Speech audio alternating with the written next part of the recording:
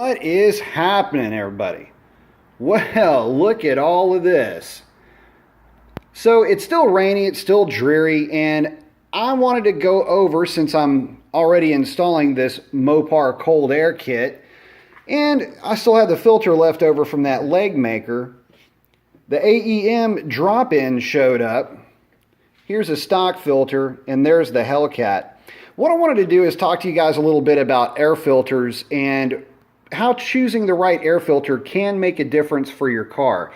Now, I'm not going to discuss what box you're running, whether it's a Hellcat, Mopar, Legmaker, or a drop-in. Just kind of going over air filters in general and how to choose the right filter. Main thing you want to look at is airflow. So let's take a look at the stock one first. The neat thing about these stock filters is that they do have flow ratings on the back. Now, the stock filter is rated in CFM of air. I'm going to assume, just for the sake of argument, that we're using just a regular dry air conversion, and what that basically means is about 13 cubic feet per pound. If you're doing like a pounds per minute, that will give you an idea as far as what you're looking at there. I'll get to the grams per second calculation here in just a second, but that's part of the calculation that you use to get to that figure. But here you go. So your factory in your 392, or even I think in the 5.7s, with a dust capacity of 75 grams total, that means it's filthy. It'll flow 487 CFM. Maximum airflow, that means when it's totally clean, this thing will flow right around 731 CFM of air. I'll get to why that's important here in a minute. But let's take a look at that male. Dust capacity 75 grams is 407 grams per second. And that's when it's filthy, and maximum airflow is when it's totally clean, 610 grams per second. What that basically means is, in a nutshell, I'll spare you all the math. The Hellcat filter, when it's completely dirty, in terms of grams for filtration capacity, Hellcat filter will flow as much as your stock filter will flow when it's completely clean. When this thing is completely clean, it'll flow somewhere just south of 1100 CFM as compared to the 731. Well, let's take a look at this AEM. Man, that thing looks kind of impressive. Nice. I love that. But it's got, this is the dry filter. Basically, it just means that it's a cotton element that does not need to be oiled. But in this case, I do not have flow numbers for any of these aftermarket filters, but there are some interesting things to note, and it's going to be in construction. It's going to be in the media that they use to filtrate the air as well. And the difference is this: your factory filters are going to use a paper style filament, and it's going to be this pleated style here. Quite a bit of surface area here to work with. If you're to take this thing and stretch it out, it'd probably stretch all the way to the back of the garage over there.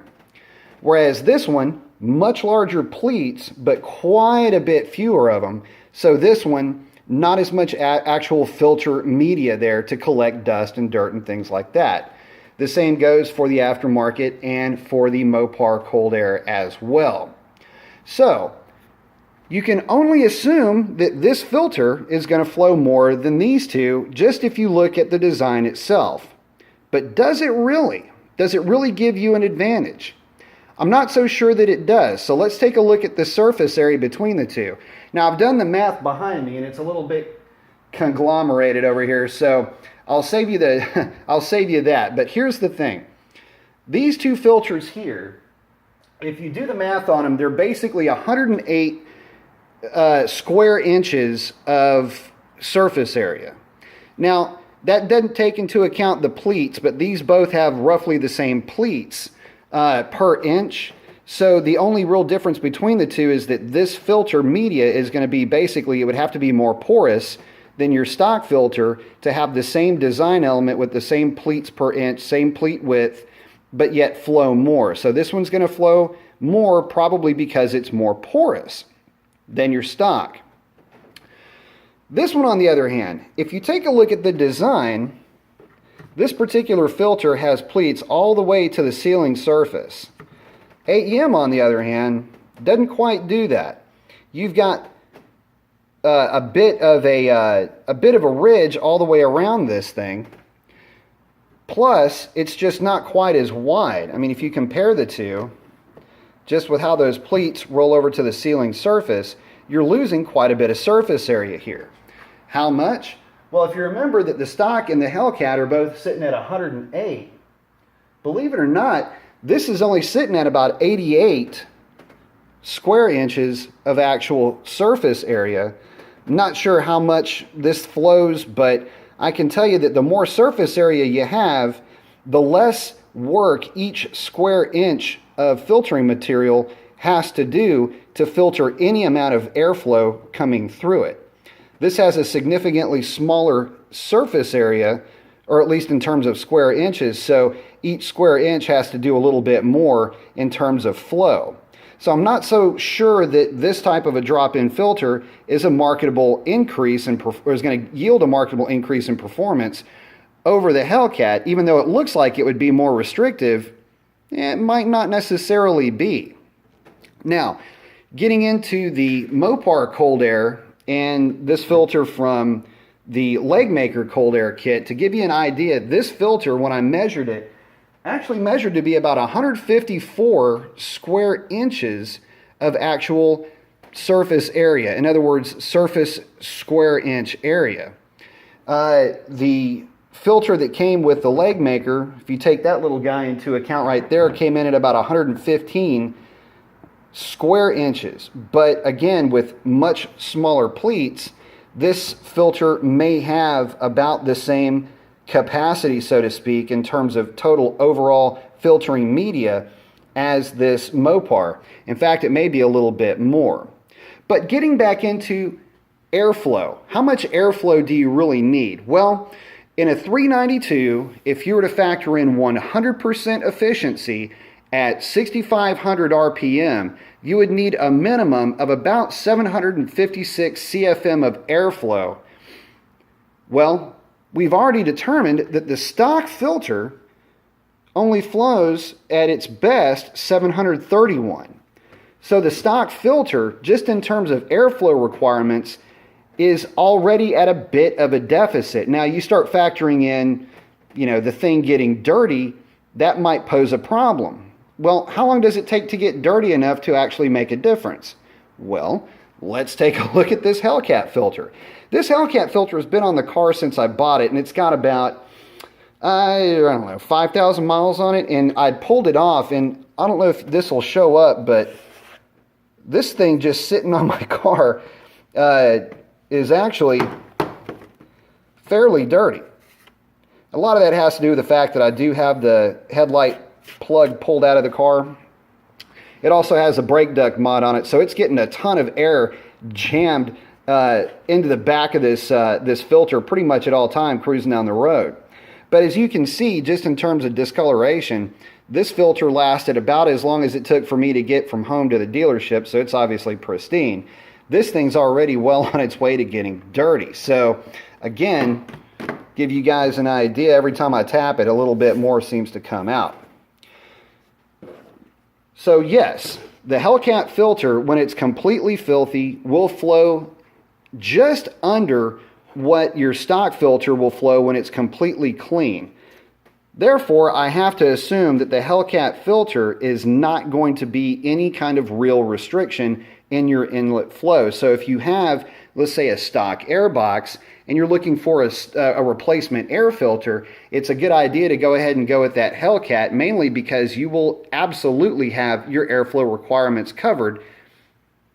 So what about these other filters? How well do they flow?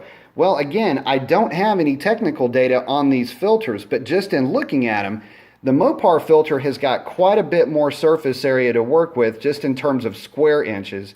Now, as far as how much actual area they have, again, I'm not sure, but just in looking at it, it looks like it's got more than enough just in terms of flow, especially when you consider that it is a cotton style filter as opposed to the paper. And typically cotton, as you might imagine, is going to flow more just by the nature of the product than the paper filter itself.